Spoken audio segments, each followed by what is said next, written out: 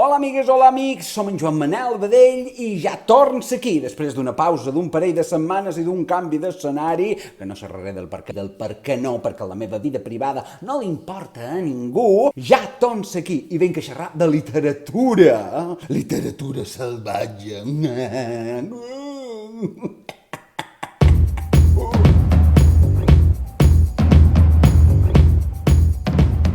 I l'autor salvatge d'aquesta novel·la salvatge és en Max Besora.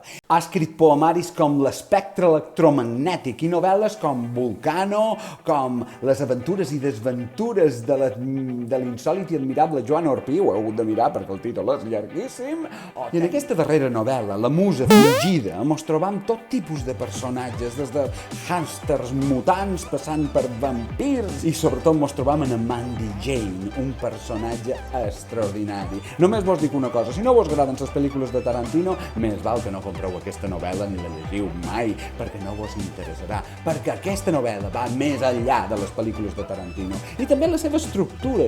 No sabem si estan fent monòlegs o si de cop i volta mos trobam una obra de teatre, perquè tots són diàlegs, o una entrevista, no sabem ben bé què és. Aquesta novel·la podria estar perfectament dins un còmic. Els seus personatges són esbojarrats, són psicòtics, no n'hi ha cap que estigui sa del cap.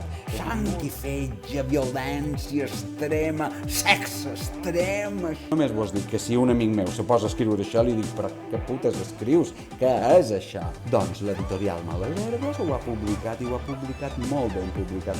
Realment, si voleu llegir una literatura diferent a tot el que heu vist fins ara, La musa fingida. I fins aquí la meva recomanació d'avui. Espero que vos hagi agradat moltíssim. Així que fins la pròxima. Espero que vos agradi i que el gaudiu tant com jo he gaudit aquesta novel·la. Una forta abraçada i mos veiem ben aviat per xerrar de llibres. Llibres.